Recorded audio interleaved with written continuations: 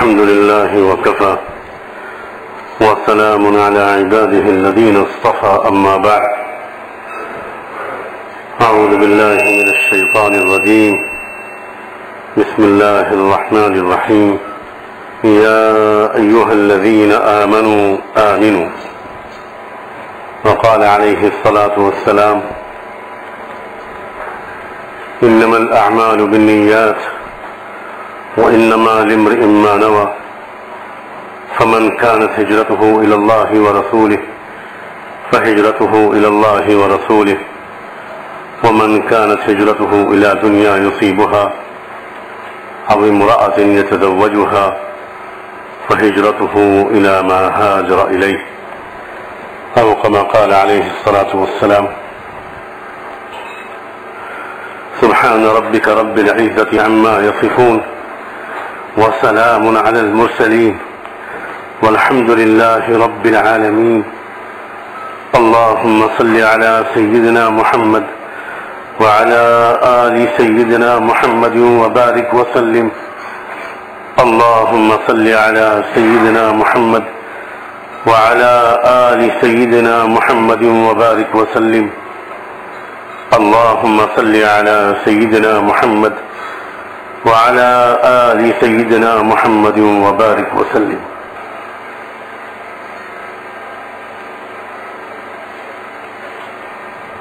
اچھا انسان بننے کے لیے اور اچھا مومن بننے کے لیے دو چیزیں ہیں بنیادی طور پر جن کا ہم سب سے مطالبہ ہے. ایک تو گناہوں سے بچنا، جو چیزیں اللہ کو ناپسند ہیں اور ہماری روحوں کو، ہمارے دلوں کو، ہم کو نقصان پہنچا سکتی ہیں، نقصان پہنچاتی ہیں، ان سے اپنے کو روکے رکھنا، چاہے ان کا تعلق جسم کے کسی بھی حصے سے ہو.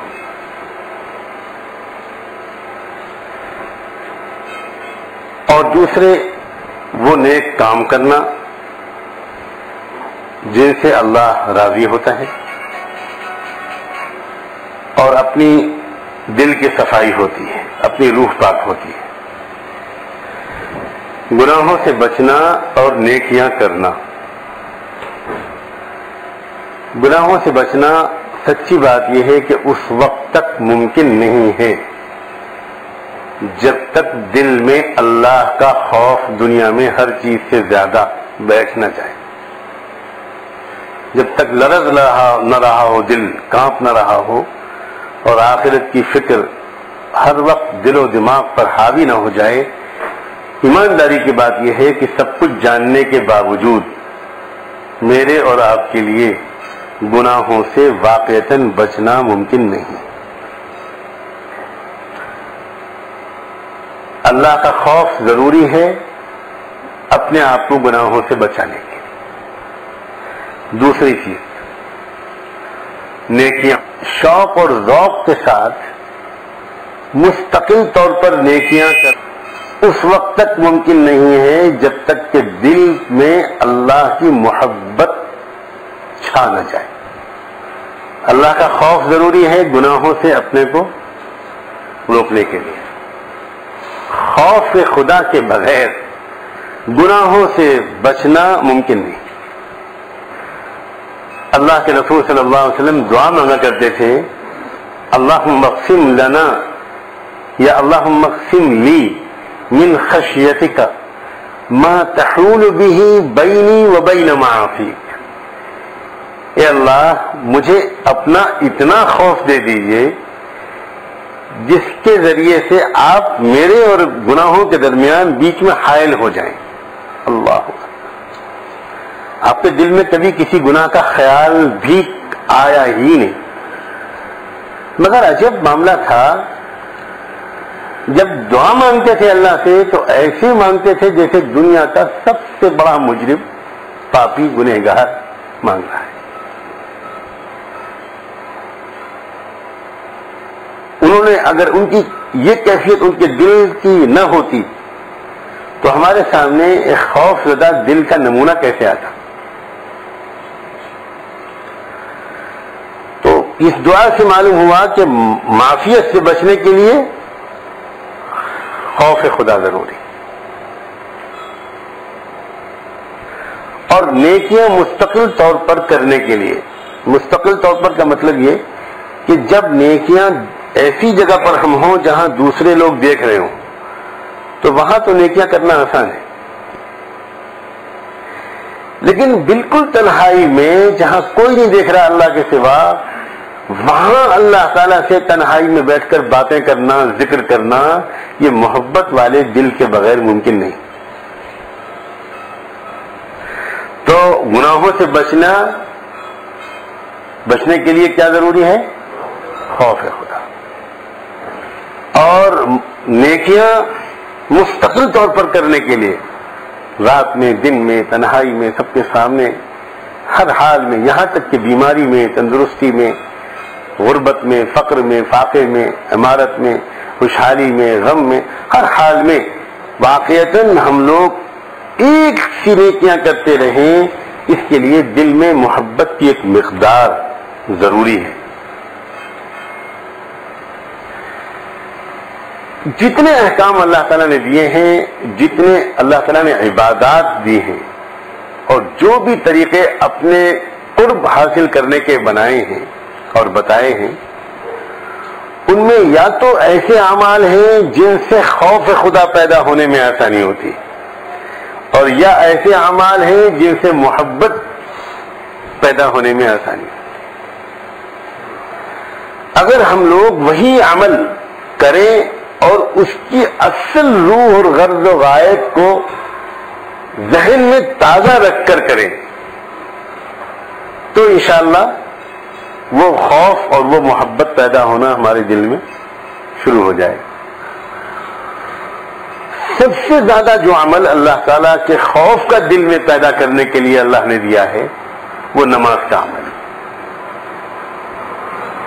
اگر آپ نماز پر تھوڑا سا غور کریں، نماز پوری کی پوری ایسی ہے جیسے کسی بہت بڑے حاکم کے سامنے ایک بہت محتاج آدمی، ایک مجرم، ایک گنہگار، خطاکار، یہ بیچارہ اپنی معروض لے کر حاضر ہوا ہے۔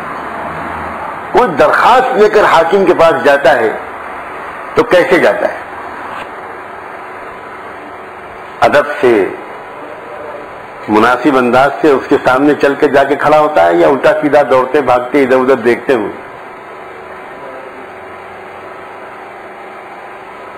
جتنے بھی نماز کی ہدایات ہیں، کہا گیا کہ اچھے سے اچھے کپڑے پہن کر آؤ ہر نماز میں۔ نماز کا مزاج اللہ تعالیٰ کا یہ ہے، نماز کے بارے میں یہ کہا گیا کہ خذوا زینتکم عند کل مسجد، کہ ہر نماز کے وقت میں اچھے باوقار انداز کے اچھے لگنے والے لباس پہن کر آؤ۔ الٹے سیدھے انداز سے اس زمانے میں جو ایک فیشن ہو گیا ہے، اللہ تعالیٰ ہم سب لوگوں کو سمجھ کی توفیق دے۔ نماز کے سلسلے میں ہدایات: اچھے کپڑے پہنو، پاک صاف رہو، خوشبو لگاؤ، باوضو رہو، سنجیدگی متانت کے ساتھ آؤ۔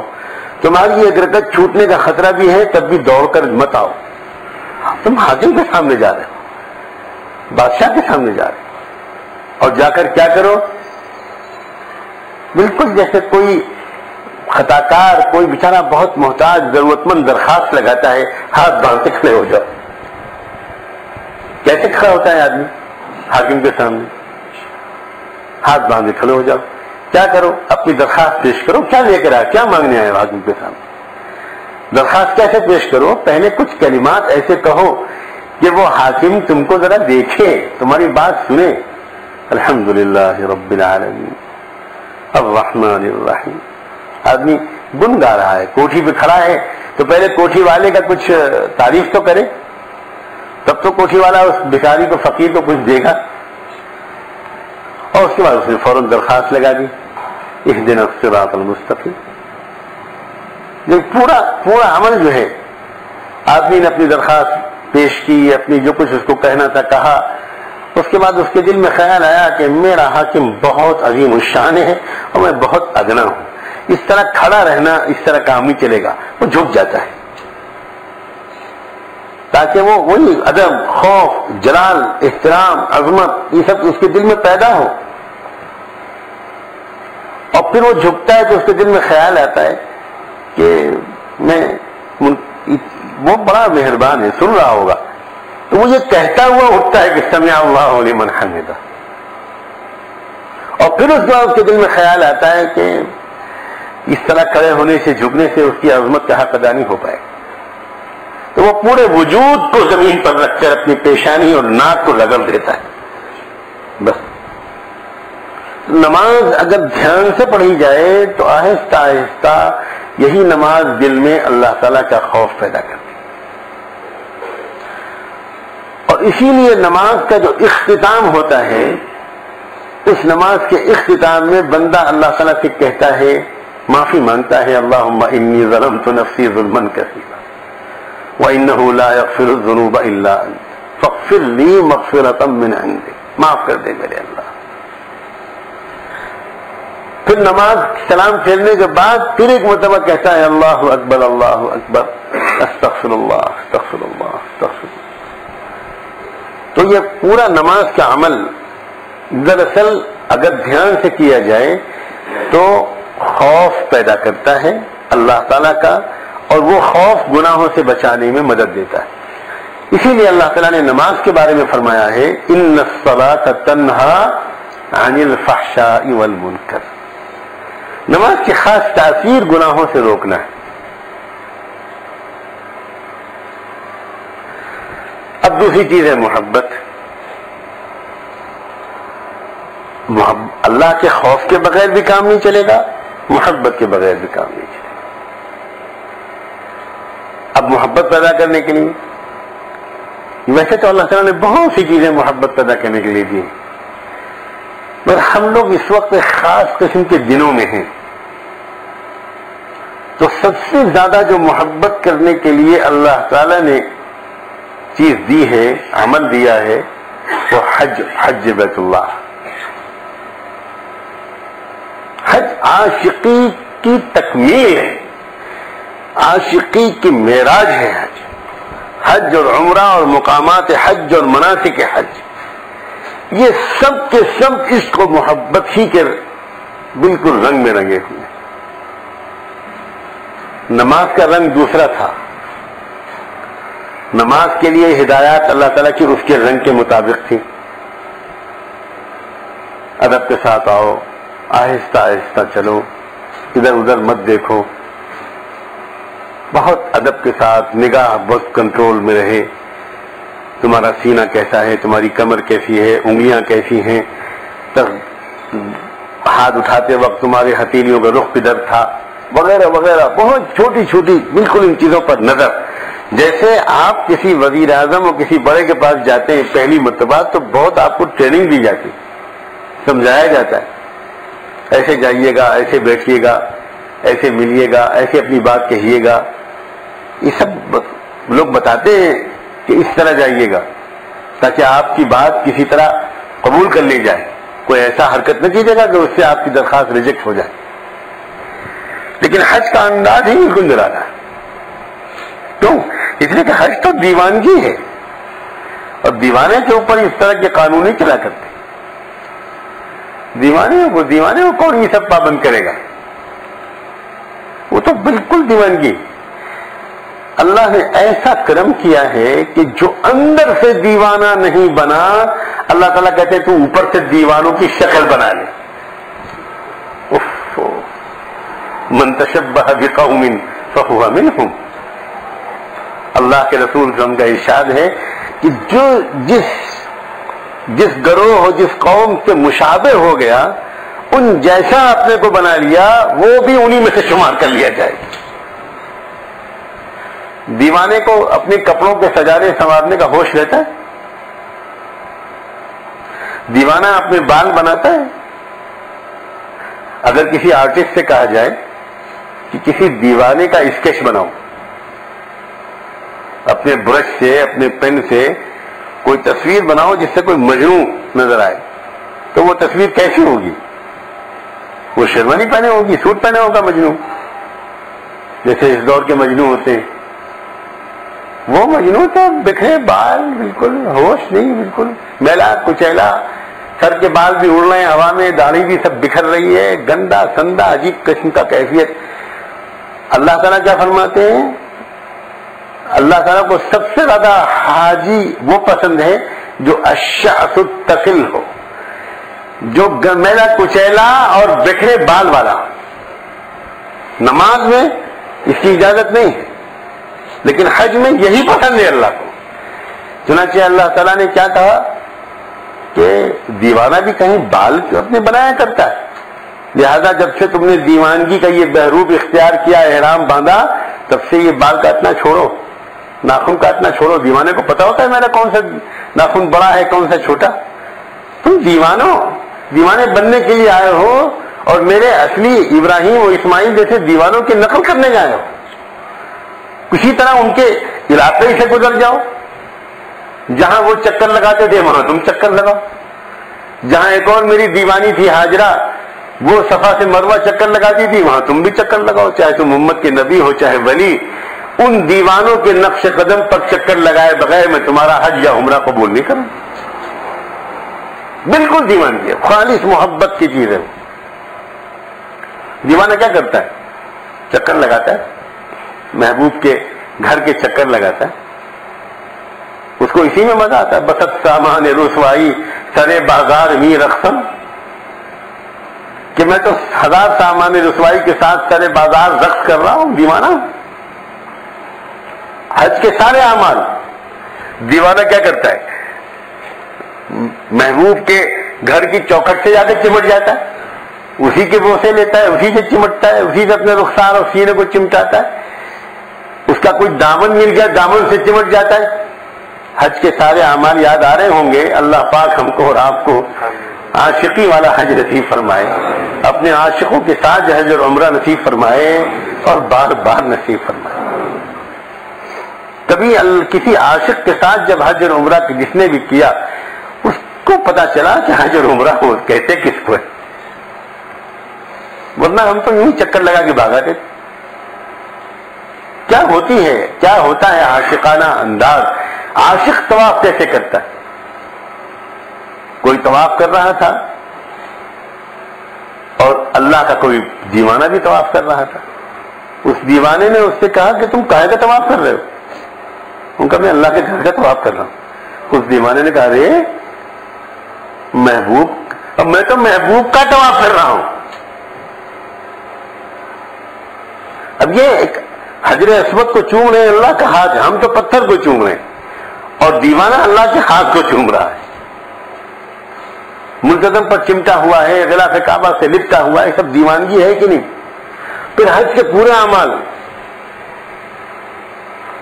دیوانہ کسی ایک جگہ سکون سے بیٹھ پاتا ہے؟ ایک پل اس کو چین نہیں آتا، ادھر سے ادھر، ادھر سے ادھر، ادھر سے ادھر، ادھر سے ادھر. جس کو جنون ہوتا ہے، دیوانگی ہوتی ہے، اللہ رحم فرمائے، بالکل سڑکوں میں مارا مارا پھرتا ہے. اللہ تعالیٰ نے بالکل ایک دیوانگی کا مزہ چکھوایا ہے. چین سے نہیں ہے. اتنی بہترین جگہ بیٹھے حرم میں نا، دیوانہ کہیں ایک جگہ بیٹھتا ہے. چلو مینا، دیوانہ مینا بھاگا، اب مینا سے عرفات بھاگا، عرفات میں کچھ دیر رہا، پھر مزدلفہ بھاگا، پھر مزدلفہ میں رات گزاری، پھر مینا بھاگا، اور پھر مینا میں اس نے اپنا وقت گزارا، پھر آیا طواف زیارت کے لیے. یہ کیا ہے یہ؟ اگر اللہ کی محبت دل میں نہیں ہے تو حج کے تو سمجھ میں نہیں آ رہا. آج کل کے لوگوں کے لوگ طرح طرح کی رائے دے رہے ہیں، طرح طرح کی تشریحیں کر رہے ہیں حج کے بارے میں. کوئی اس کو کانفرنس قرار دے رہا ہے کہ پوری دنیا کی بہت بڑی کانفرنس ہے وہ. اگر آپ کسی دیوانے کو کچھ سمجھانا شروع کریں تو وہ دیوانہ کیا کرتا ہے؟ کتنے دیوانے ایسے دیکھے کہ جن سے کسی نے کچھ سمجھایا، ان کو پکڑا، ان کو سمجھایا، اس نے اٹھا کے زمین سے گمئی مارنے شروع کر دی. دیکھا کہ نہیں دیکھا؟ ہمارے بچپن میں، ہمارے لکھنؤ میں، بلکہ اسی محلے میں جس میں ہم لوگ رہتے تھے، ہم لوگ بچپن میں دیکھا کرتے تھے جب بازار جاتے تھے کہ بالکل قلب شہر میں ایک شخص بیچارہ بالکل برہنہ جوان آدمی، اور وہ پھرا کرتا ہے ادھر سے ادھر، ادھر سے ادھر، ادھر سے ادھر، اور اس کے زبان سے صرف ایک ہی جملہ سننے میں آتا تھا کہ ابا ابا وہ آئے گی، ابا ابا وہ آئے گی۔ اس غریب نوجوان کے ماں کا انتقال ہو گیا تھا، اور وہ بچہ اپنی ماں کے انتقال کے بعد دیوانہ ہو گیا، تو بس وہ اپنے والد سے یہی پوچھا کرتا تھا کہ ابا ابا وہ آئے گی۔ ابا نے کسی وقت بہلانے میں یہ کہہ دیا کہ ہاں بیٹا گھبرا مت، وہ آ جائے گی۔ بس اسی کو سن کر اس کے اوپر ایک عجیب کیفیت طاری ہوئی، وہ نکل کھڑا ہوا ڈھونڈنے کے لیے۔ جب ابا نے کہا ہے کہ آئے گی تو کہیں گئی ہوں گی ملنے کے لیے، کہیں سے آئے گی۔ تو اس وقت سے لے کر وہ 10-20 سال جتنا بھی زندہ رہا، وہ بس سڑک پر یہی پکارتا ہوا گھومتا تھا کہ ابا ابا وہ آئے گی، اور جب کوئی اس کو سمجھانا شروع کرتا تھا تو اٹھا کے وہ اینٹیں ہی مارنا شروع کرتا تھا۔ یہ مینا میں کنکریوں کا مارنا ہے کیا؟ ایک دیوانہ تھا ابراہیم علیہ السلام اللہ کا، وہ چلا تھا اپنے بیٹے کو لے کر ذبح کرنے کے لیے، اور شیطان نے اس کو جب روکا اور سمجھانے کی کوشش کی تو اس دیوانے نے اٹھا کر زمین سے اینٹیں ہی مارنا شروع کر دیا۔ اللہ کو اس دیوانے کی وہ ادا ایسی پسند آئی کہ اللہ تعالیٰ نے کہا کہ کوئی بھی ہو تمہارا حج تب تک قبول نہیں جب تک کہ تم اس دیوانے کی کنکریاں مارنے کی اداؤں کی نقل نہیں کرو۔ انہوں نے تو شیطان کو مارا تھا، ہم تو ایک کھمبے کو مار رہے ہیں، یہ کھمبے کو کیوں مروا رہے ہیں اللہ تعالیٰ؟ اسلام تو بڑا عقل کا مذہب ہے، بڑا فلسفے کا مذہب ہے، ریشنل ہے، لاجیکل ہے، یہ ہے اور وہ ہے۔ یہ کیا ہو رہا ہے؟ یا کیا کرا رہے ہیں؟ اللہ تعالیٰ کہتے ہیں کہ ہاں بالکل صحیح کہہ رہے ہو۔ اچھا یہی ہے کہ دل کے ساتھ رہے پاسبان عقل۔ صحیح کہتے ہو کہ اچھا یہی ہے کہ دل کے ساتھ رہے پاسبان عقل، لیکن کبھی کبھی اسے تنہا بھی چھوڑ دے۔ تو وہ جو محبت کی کیفیت حج کے تمام ہی ارکان و منافع وہ اللہ تعالیٰ کے سچے دیوانوں کی دیوانگی کی اداؤں کی نقل ہے، اور اس کی خاص وجہ یہ ہے کہ اللہ تعالیٰ نے ہی ہمارا دل بنایا ہے، اور اللہ سے بہتر ہمارے دل کے تقاضوں کو کوئی اور نہیں جانتا۔ اللہ تعالیٰ خوب جانتے ہیں، سب سے زیادہ جانتے ہیں کہ میرے بندے گناہوں سے اس وقت تک نہیں بچ پائیں گے جب تک کہ ان کے دل میں میرے سامنے کھڑے ہونے کا خوف نہ آ جائے۔ اس لیے اللہ نے بڑا کرم کیا کہ ہم لوگوں کو نماز جیسے عمل دے دیا، اور اللہ تعالیٰ یہ بھی خوب جانتے ہیں کہ اس وقت تک یہ لوگ مستقل طور پر نیکیاں نہیں کر پائیں گے جب تک کہ ان کے دلوں میں میری محبت نہیں جم جاتی۔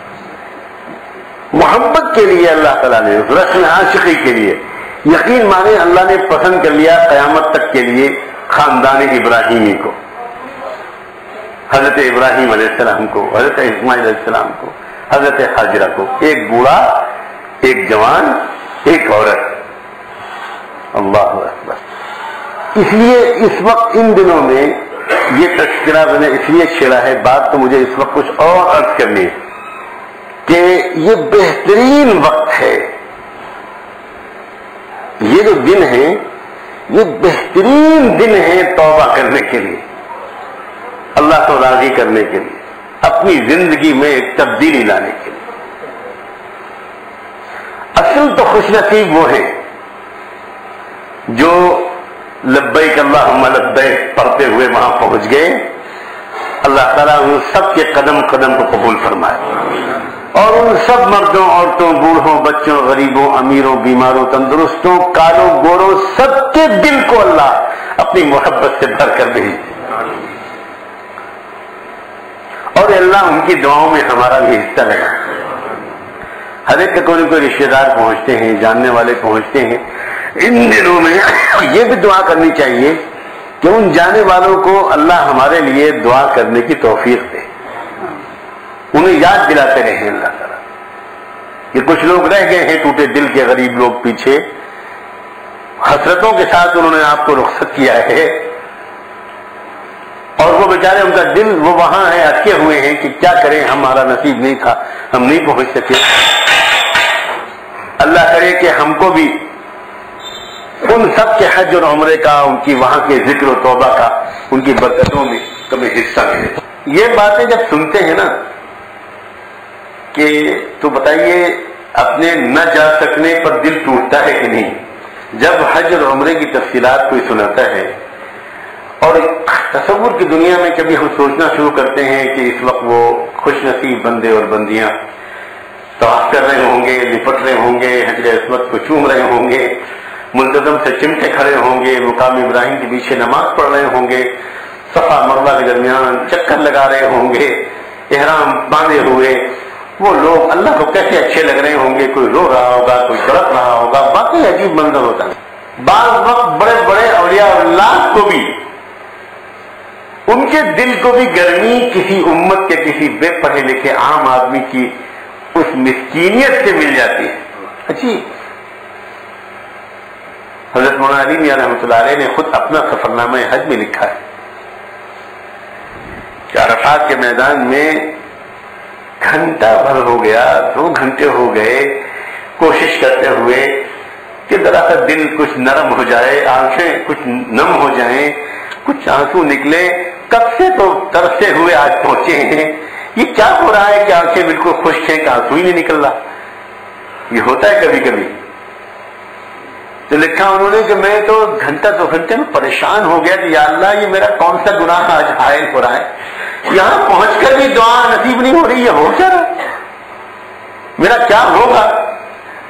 تو میں اپنے ساتھیوں سے بچ کر چھپ کر باہر نکلا کہ تلاش کروں کسی اللہ والے کو، کسی دعا کرنے والے کو، کسی ٹوٹے دل والے کو، اور اس کے پاس بیٹھ کر دعا کروں، کچھ کروں، کیا کروں، پریشان پھر رہا تھا۔ اتنے میں دیکھا کہ کالے رنگ کا سوڈانی تکرونی کوئی بیچارہ افریقی غریب آدمی، بالکل صورت سے لگ رہا تھا کہ بے پناہ غریب ہے، دبلا پتلا، وہ عرفات کے میدان میں ریت میں اپنا سر رکھے ہوئے اور اللہ تعالیٰ سے پتہ نہیں کس آہوزاری کے ساتھ ہاتھ پٹک پٹک کر ناک رگڑ رگڑ کے مانگ رہا تھا۔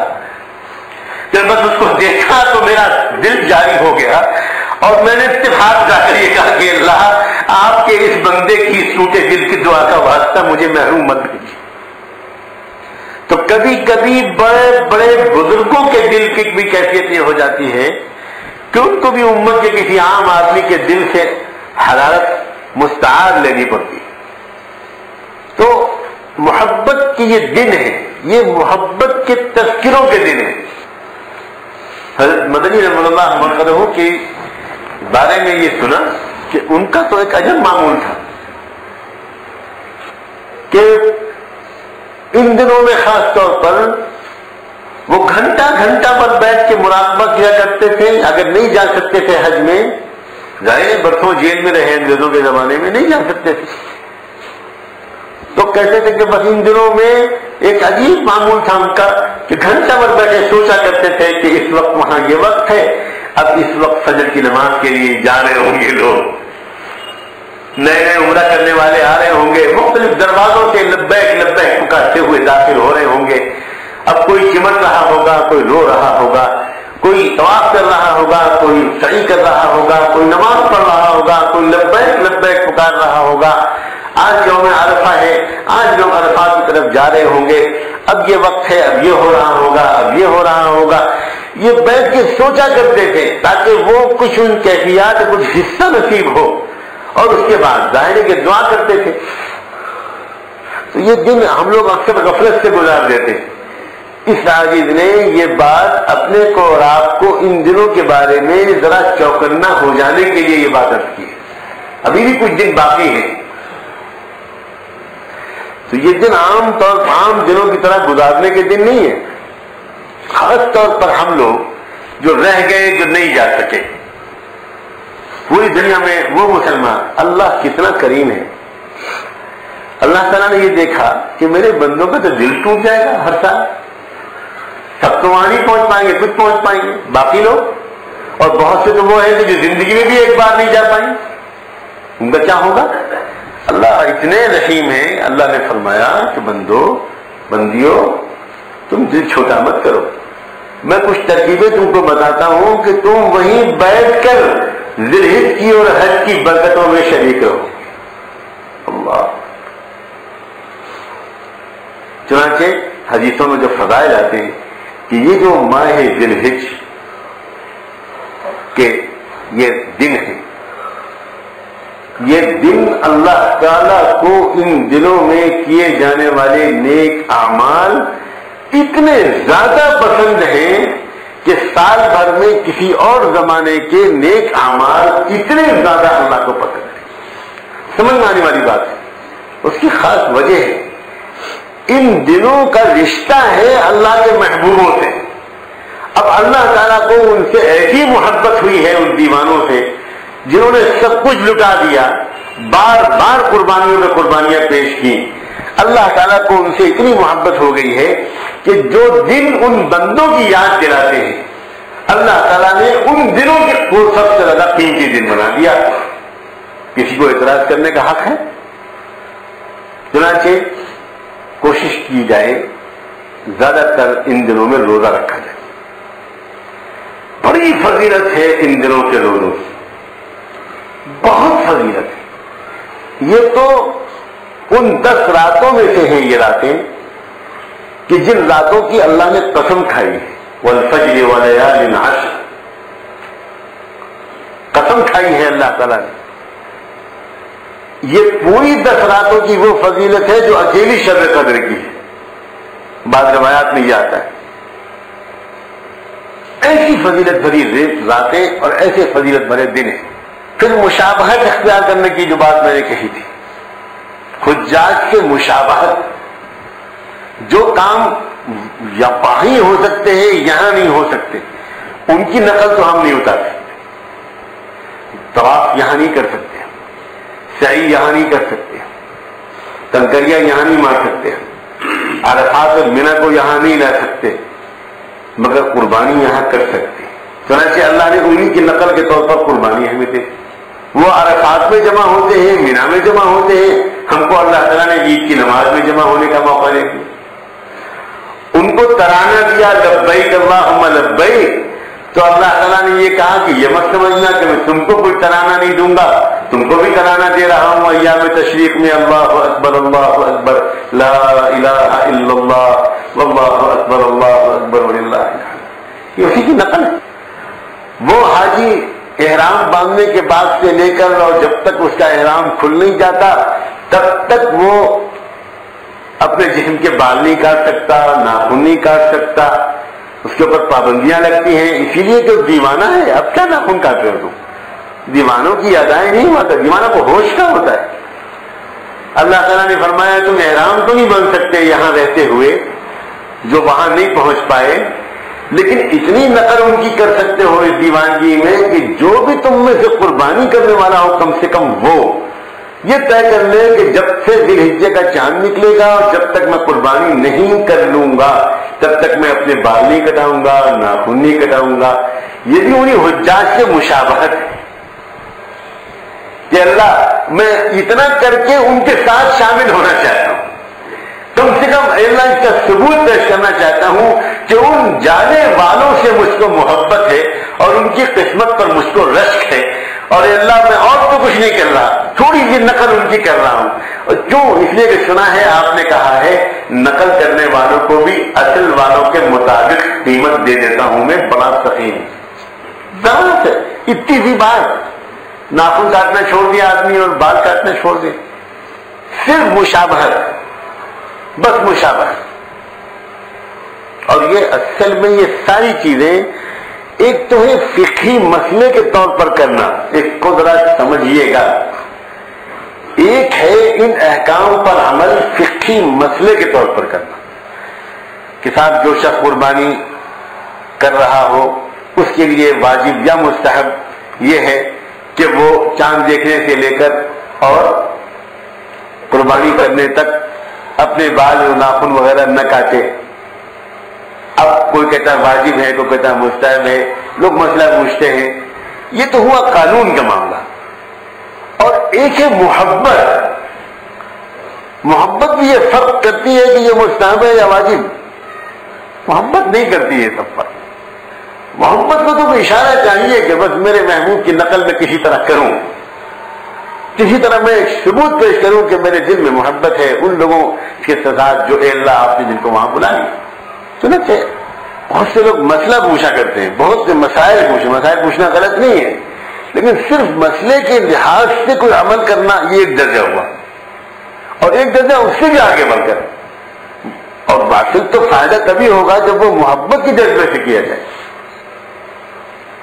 तो हज जिन लोगों ने किया है उनके जहन में ये मसला होगा कि जब आदमी कुर्बानी कर लेता है, अरफात भी से भी हो आया, मुज़दलिफा से भी हो आया, मिना में पहुंच गया, मिना से पहुंच के उसने कंकरियां भी मार ली और कुर्बानी भी कर दी, तो अब उसके ऊपर इहराम की पाबंदियां खत्म हो जाती। क्योंकि मसला है जहन में कि नहीं, अब वो इहराम नहा सकता है, धो सकता है, अपने आम कपड़े पहन सकता है, लेकिन अभी एक पाबंदी बाकी रहती है, और वो क्या है? वो ये कि अभी जब तक तवाफ ज़ियारत न कर लो अभी तुम अपनी बीवी से नहीं मिल सकते। आखिर इसकी क्या वजह? बाकी सब पाबंदियां उठ गई, कपड़े हमने पहन लिए, अब हम बाल भी कटा सकते हैं, नाखून भी कटा सकते हैं, नहा भी सकते हैं, खुशबू भी लगा सकते हैं, लेकिन अभी एक पाबंदी नहीं उठी। क्यों आई? हमारे हजरत ने इसकी अजीब और गरीब तौजीह की, कभी ज़हन उधर गए। हजरत ने बयान फरमाया कि ऐसे मालूम होता है कि अल्लाह ताला फरमाते हैं आशिको तुम मेरे इश्क के लिए आए थे, मुझसे मोहब्बत के लिए आए थे, मुझसे मिलने और चिमटने के लिए आए थे, तो आओ पहले मुझसे मिलो, तवाफ करो, तवाफ ज़ियारत करो, पहले मुझसे चिमटो, फिर जाके बीवी के से चिमटना। पहले मेरे पास आओ, ये मुझसे पहले तुम किसी और के पास क्या जा रहे हो? इसलिए फरमाया कि ना तवाफ ज़ियारत अभी नहीं कर सकते, तो इसका नाम भी रखा ज़ियारत। ज़ियारत तो कहते ही मिलने को है कि तुम मेरा मिलन, मुझसे मिलन पहले करो, आओ पहले मेरे पास आओ, इनाम लो मुझसे और फिर जाओ, अब सब तुम्हारे लिए पाबंदियां खत्म। तो मैं एक बात तो आज की इस मजलिस में अपने लिए और आप सब भाइयों के लिए, सबके लिए ये बात कहना चाहता था मुख्तसरन कि गुनाहों से बचना मुमकिन नहीं है खौफ खुदा के बगैर, और नेकियों का मुस्तकिल तौर पर हर हाल में सही नियत के साथ करना ये मुमकिन नहीं है अल्लाह की मोहब्बत के बगैर।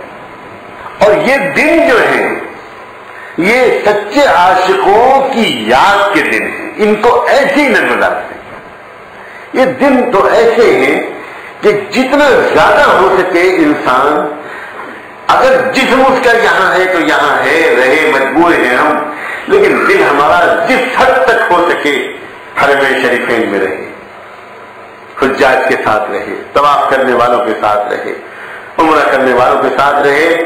अभी मैं हजरत मदनी के एक मामूल का जिक्र कर रहा था, उनकी एक बात और याद आई, उनके सवाने निगाह ने लिखा है हजरत मदनी के कि हजरत मदनी का एक हाल था इन दिनों में, बिल्कुल बेख्तियार बैठे बैठे, चाहे कुछ पढ़ रहे हो, चाहे कुछ लिख रहे हो, चाहे कुछ खा रहे हो, और चाहे वो पढ़ा रहे हो, पढ़ाते पढ़ाते बैठे बैठे एकदम से किसी दूसरे दुनिया में जाकर कहते थे अल्लाह, उस शाह इस वक्त कहां होंगे, उस शाह इस वक्त कहां होंगे, उस शाह इस वक्त क्या कर रहे होंगे।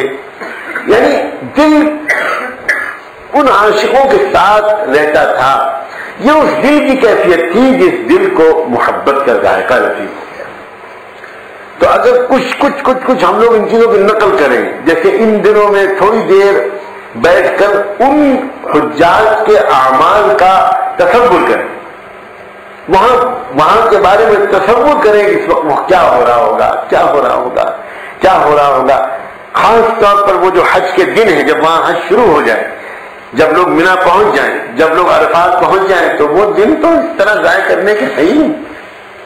वो तो अल्लाह कुछ तौफीक दे, कोशिश करें कि अगर हो सके तो 2-3 दिन का अपने मस्जिद में एहतिकाफ कर लें, आकर बैठ जाए और कोई काम ही ना हो, اللہ میں اتنا نہیں کر سکا کہ وہاں پہنچتا ہے، نہیں تھی میری قسمت، میں آپ ہمارے محلے میں شہر میں جو آپ کا گھر تھا وہاں تو آ کر پڑ گیا، اس لیے پڑ گیا ہوں کہ کسی طرح زیادہ سے زیادہ وہاں کی یاد میں مصروف رہوں، اور اس طرح آپ کسی طرح مجھے وہاں کی برکتوں میں شامل کر لیں اور آئندہ جیتے جی مجھے وہاں بلا بھی لیں۔ اللہ تعالیٰ اس کا اہتمام کی ہم لوگوں کو توفیق عطا فرمائے، اور ان دنوں میں روزہ رکھنا، تلاوت کا بڑھانا، ذکر اذکار کا بڑھانا، تسبیحات کا بڑھانا، اللہ اللہ کرنا بڑھانا، نیکیوں کا بڑھانا، زیادہ سے زیادہ جتنا اس وقت ہوگا اس کا دل پر زیادہ پائیدار اثر ہوگا۔ جیسے کھیتی کے کچھ دن ہوتے ہیں ویسے ہی دل کے اندر بھی محبت الہی کا بیج ڈالنے کے بھی کچھ دن ہوتے ہیں۔ اللہ نے بلا وجہ نہیں چنا رمضان کے مہینے کو روزوں کے لیے، تراویح کے لیے، اعتکاف کے لیے، اور اللہ نے بلا وجہ نہیں چنا اس مہینے کو حج کے لیے۔ کوئی خاص وجہ ہے، کوئی رشتہ ہے، ان دنوں میں کوئی خاص تاثیر ہوتی ہے۔ تو وہ لوگ جو برس کے ہم جیسے لوگ اپنے گناہوں سے پریشان ہیں، وہ اگر ان دنوں میں زیادہ فکر کر لیں اپنی، اگر ان دنوں میں زیادہ سے زیادہ فکر کر لیں، ان دنوں میں زیادہ سے زیادہ ذکر بڑھا لیں، توبہ بڑھا لیں، نیک صحبتوں میں اپنے آپ کو ڈالیں، تو انشاءاللہ بڑا پائیدار قسم کا فائدہ ہوگا۔ آدمی کی مصروفیات تو تب تک پیشانی چھوڑیں گی جب تک کہ جنازہ نہیں نکلے گا، تو مصروفیات میں اٹکے رہنے سے ہم اپنے نقصان کریں گے۔ مصروفیات کو تو ہمیں چھوڑنا پڑے گا، مصروفیات ہمیں نہیں چھوڑیں گے۔ اور حج کا تو ایک پہلو یہ بھی ہے، حج تو موت اور آخرت کو یاد دلاتا ہے۔ آدمی جب اپنے گھر سے جاتا ہے تو گویا وہ بالکل اس طرح سے آج ابھی تھوڑے دن کے لیے اپنے اعزہ کو چھوڑ رہا ہے، لیکن جب اس کی موت آئے گی تو ہمیشہ کے لیے اپنے اعزہ کو چھوڑے گا۔ جیسے جیسے حاجی کی سواری اس کو اپنے گھر سے دور اور اللہ کے گھر سے قریب کرتی ہے، یہ بالکل ایسے ہی ہے جیسے جنازہ جا رہا ہے، اب یہ اپنے گھر سے دور جا رہا ہے، اپنی قبر سے قریب جا رہا ہے۔ اور جاتے ہیں رشتے دار، بہت سے لوگ قبرستان تک چلے جاتے ہیں، بہت سے لوگ تدفین تک انتظار کرتے ہیں، مٹی دینے کے بعد دعا کر کے آتے ہیں، لیکن جاتا تو آدمی اکیلے ہی، ساتھ میں اس کے صرف نیک اعمال جاتے ہیں جو اس کو وہاں آرام پہنچائیں گے۔ اسی طرح جب آدمی حج میں جاتا ہے، بہت سے لوگ رخصت کرنے کے لیے جاتے ہیں، چھوڑنے کے لیے جاتے ہیں، لیکن وہاں تو اس کے ساتھ وہی لوگ ہوتے ہیں۔ دو طرح کے لوگ ہوتے ہیں، کچھ لوگ وہ ہوتے ہیں ہم سفر جو اس کے لیے تکلیف کا باعث بنتے ہیں، اور کچھ لوگ اس کے لیے وہ ہوتے ہیں جو اس کی راحت کا باعث بنتے ہیں۔ ہر حاجی کو دونوں طرح کے لوگوں سے ساتھ پڑتا ہے۔ ہر آدمی اپنے ساتھ جو جاتا ہے کچھ اچھے اعمال لے کر جاتا ہے، کچھ برے اعمال لے کر جاتا ہے، وہ تو بالکل قدم قدم پر وہی یاد ہے۔ اور پھر تو جس وقت آدمی احرام باندھتا ہے تب تو واقعی اس میں کفن ہی پہن لیا، کفن کی بھی دو چادریں، احرام کی بھی دو چادریں۔ اللہ تعالیٰ نے وردی بھی وہی بنا دی کہ بھئی اب تو یاد کرو۔ اور پھر وہاں جس طرح حج میں جو لوگ حج کر چکے ہیں وہ دیکھتے ہیں کہ کس طرح ہر گروپ، ہر قافلہ اپنا جو امیر ہے، ان کا جو بڑا ہے، ذمہ دار، ناظم، لیڈر، اس کے پیچھے پیچھے جا رہا ہے۔ اسی طرح قیامت کے میدان میں ہر امت اپنے نبی کے پیچھے پیچھے جا رہی ہوگی، بالکل وہ منظر ہے۔ اور جس طرح حج میں بھی طرح طرح کی پریشانیاں آتی ہیں، کھو جاتا ہے آدمی، بھٹک جاتا ہے، پیاس لگ جاتی ہے، پریشان ہو جاتا ہے، یہی ساری منزلیں قیامت کے میدان میں آئیں گی۔ اور کچھ سرکاری مہمان ہوتے ہیں حج میں، بڑے ٹھاٹ سے ہوتے ہیں، نہ انہیں دھوپ نہ انہیں گرمی نہ کچھ، ایسے ہی کچھ لوگ سرکاری مہمان ہوں گے قیامت کے میدان، عرش الہی کا سایہ انہیں نصیب ہوگا۔ بالکل، تو حج بھی ابتدا حج کی جو ہے یہ خوف پیدا کرنے والا عمل ہے، اور انتہا جو حج کی ہے یہ محبت پیدا کرنے والی۔ اور خوف اور محبت یہ دو ہی چیزیں ہیں جو دراصل انسان کو گناہوں سے بچاتی ہیں اور نیکیوں پر جماتی ہیں۔ اس لیے ان دنوں میں یہ دن، رمضان میں تو پھر بھی رمضان کے مہینے میں کچھ رواج ہے، ایک ماحول بن جاتا ہے، ایک ماحول بن جاتا ہے نیکیوں کا، دعا کا، توبہ کا، استغفار کا ایک ماحول بن جاتا ہے. لیکن ان دنوں میں چونکہ ماحول نہیں بنتا، اس لیے اکثر ہم لوگوں سے غفلت ہو جاتی ہے اور ایک طرح سے ہم چوک جاتے ہیں، بھول جاتے ہیں. اس کی بھی ایک وجہ ہے، ذرا سا توجہ سے سنیے. ہم لوگ عام طور پر اکثر ایسے ہو گئے ہیں کہ چونکہ ہم نے اکیلے اپنے دل میں اللہ سے محبت کے تعلق کو پیدا کرنے کی محنت نہیں کی، اس لیے ہم ایک ماحول کے سہارے کے محتاج بن گئے، عادی ہو گئے. ہمارا جتنا دل اجتماعی دعا میں لگتا ہے انفرادی دعا میں نہیں لگ پاتا. ہمارا جتنا دل اجتماعی طور پر اللہ کو یاد کرنے میں اور اس کے مذاکرے میں لگتا ہے، تنہائی میں ہم اجتماعی طور پر 3 گھنٹے میں ہم بیان کرتے بھی ہیں، سنتے بھی ہیں، لیکن انفرادی طور پر آدھا گھنٹہ بھی اللہ کے ذکر و مراقبے میں بیٹھنا ہمارے لیے مشکل ہوتا ہے. یہ کب تک ہم اس طرح محتاج رہیں گے؟ کب تک ہم اس طرح بیساکھیوں کے سہارے چلیں؟ یہ علامت ہے اس بات کی کہ ہمارے اندر ابھی کچا پن ہے. اجتماعی عمل تو انفرادی عمل کا شوق دلانے کے لیے ہوتا ہے. اگر ہم مستقل طور پر عادی اسی کے ہو جائیں تو پھر انفرادی طور پر اللہ تعالیٰ کو یاد کرنے کا ذائقہ ہی نہیں رہے. چنانچہ رمضان میں چونکہ اجتماعی ماحول بنتا ہے اس لیے اس کی طرف توجہ ہو جاتی ہے. ذی الحجہ کے ان دنوں میں چونکہ عام ماحول نہیں بنتا اس لیے اکثر دن گزر جاتے ہیں، دھیان بھی نہیں جاتا، بلکہ دوسرے قسم کی تیاریوں میں ہم لوگ لگ جاتے ہیں. یہ دن رمضان کی طرح کے قیمتی دن ہیں اور اسی طرح یکسوئی کے ساتھ ذکر و تلاوت میں، استغفار و توبہ میں، درود میں اور اعمال حج میں یا اعمال حج کے تصور میں، ان سے مشابہت میں گزارے جانے والے یہ دن ہیں. اللہ تعالیٰ اس اہتمام کی توفیق عطا فرمائے. آج سے ہی یہ بات میں نے اس لیے یاد دلائی ہے، دل میں تو کچھ اور بات بہت شدت سے آ رہی تھی اپنا حال دیکھتے ہوئے کہ آج اس بارے میں کچھ عرض کروں گا، لیکن اچانک یاد آیا کہ یہ دنوں کے بارے میں اگر یاد دہانی نہ ہوئی تو ہو سکتا ہے کہ ہم لوگ بھی ایسے ہی محروم رہ گئے. تو اب چند دن بچے ہیں. یہ دن ایسے ہیں کہ لپٹ جائیے ان میں اللہ تعالیٰ. اور میں ان پوری بات کو تو نہیں دہرا سکتا جو اب تک میں نے شروع سے اب تک عرض کی، لیکن بس یہ دیوانگی کی کیفیت کو اپنے اندر پیدا کرنے کے دن ہیں اور دیوانوں کی یاد کے دن ہیں. وہ دیوانگی ہی تھی، بالکل دیوانگی تھی، یقیناً دیوانگی تھی جس کو اللہ تعالیٰ نے پسند فرمایا ہے. اور حج کے سارے اعمال وہ اسی دیوانگی کا رنگ لیے ہوئے. ایک حدیث کل نظر سے گزری، بلکہ کل نہیں، پرسوں نرسوں.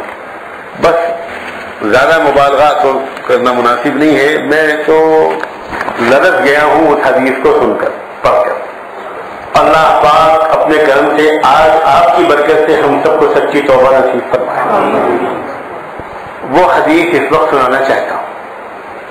حضرت عمر رضی اللہ تعالیٰ عنہ سے روایت ہے کہ حضور اکرم صلی اللہ علیہ وآلہ وسلم نے ارشاد فرمایا، اخوف ما اخاف علی امتی کل منافق علیم اللسان. سیدنا عمر نے ارشاد فرمایا کہ اللہ کے رسول صلی اللہ علیہ وآلہ وسلم فرمایا کرتے تھے، نے ارشاد فرمایا تھا کہ سب سے زیادہ مجھ کو امت میں جس طبقے کا ڈر ہے کہ سب سے زیادہ نقصان میری امت کو جو پہنچائے گا وہ ایسا شخص ہوگا جو ہوگا تو منافق، لیکن زبان پر اس کے بڑا علم ہوگا اور بہت علمی شخصیت مشہور ہوگا. وہ علمی باتیں کرتا ہوگا لیکن اندر سے وہ منافق ہوگا.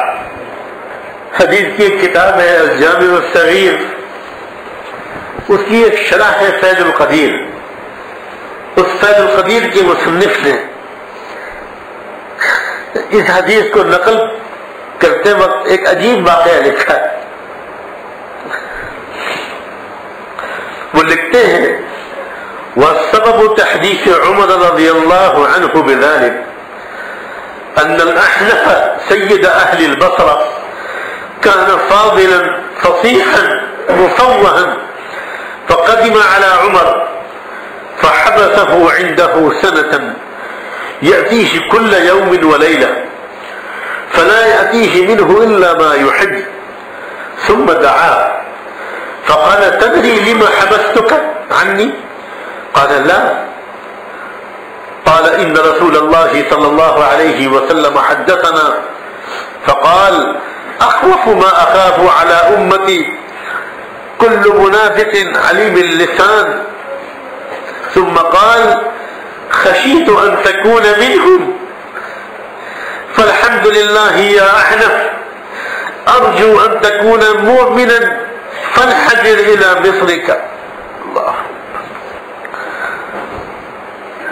شارح الجامع الصغیر کے شارح نے اس سیدنا عمر رضی اللہ تعالیٰ عنہ نے کس موقع پر یہ حدیث فرمائی تھی، نقل فرمائی تھی، وہ واقعہ بیان کرتے ہوئے لکھا ہے کہ بصرہ کے ایک بہت بڑے عالم تھے، سردار تھے، بصرہ کے امام تھے اور بہت عظیم شخصیت تھی. ان کا نام تھا احنف ابن قیس. یہ ایک بڑی فاضل شخصیت تھے، بہترین مقرر تھے. اللہ تعالیٰ نے طرز کلام اور فصاحت عجیب قریب قسم کا عطا فرمایا تھا. یہ آئے سیدنا عمر سے ملنے کے لیے. دور خلافت تھا، ذمہ داری امت کو سنبھالنے کی ہر پہلو سے سیدنا عمر ہی کے کندھوں پر تھی. تو وہ حضرت عمر کے پاس حاضر ہوئے اور کچھ دیر ایک لمبی گفتگو ان کی رہی. بلکہ ایک اور روایت میں یہ بھی لفظ ہے کہ فخطبہ، جب آئے احنف جو بڑے عالم تھے، بڑی علمی شخصیت تھی، تو ان کی کوئی تقریر سنی سیدنا عمر نے. اب وہ کس موقع پر سنی یہ تو روایت میں تفصیل نہیں ہے.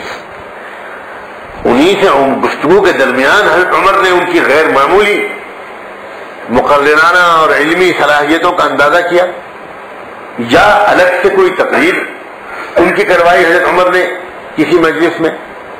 ان کی وہ گفتگو سن کر اور ان کی وہ صلاحیت دیکھ کر، ان کی وہ شخصیت کا اندازہ کر کے حضرت عمر نے ان سے یہ کہا کہ تم میرے پاس 1 سال کے لیے یہاں ٹھہر جاؤ. غور فرمائیے، 1 سال کے لیے میرے پاس یہاں ٹھہر جاؤ. ان کا بہت اچھا. 4 لوگ تھے. بڑے کا اشارہ ہے. بڑے نے ابھی کوئی تفصیل نہیں بتائی، کوئی وجہ نہیں بتائی کیوں رک جاؤ، کیا وجہ ہے، کیا کام ہے، کیا ضرورت ہے، کچھ نہیں. یہ تو اس طرح کی باتیں ہوتی ہی نہیں تھی ان لوگوں میں. بس 1 سال کے لیے میرے پاس ہے. بہت اچھا. فحبسه سنة، 1 سال تک انہوں نے ان کو اپنے پاس رکھا اور ایک حکم دے دیا کہ صبح اور شام، دن میں اور رات میں، ایک بار آپ دن میں مجھ سے ملا کرو، ایک بار رات میں ملا کرو. اب ذرا غور کیجئے گا، جن لوگوں کو بزرگوں کی خانقاہوں کے معمولات کا پتہ ہے، خاص طور پر حکیم الامت حضرت تھانوی رحمۃ اللہ علیہ کی خانقاہ کے معمولات کے جن لوگوں کا مطالعہ ہے، جنہوں نے پتہ ہے، وہ آسانی سے سمجھ جائیں گے کہ کتنی مشغولیت رہتی ہوگی.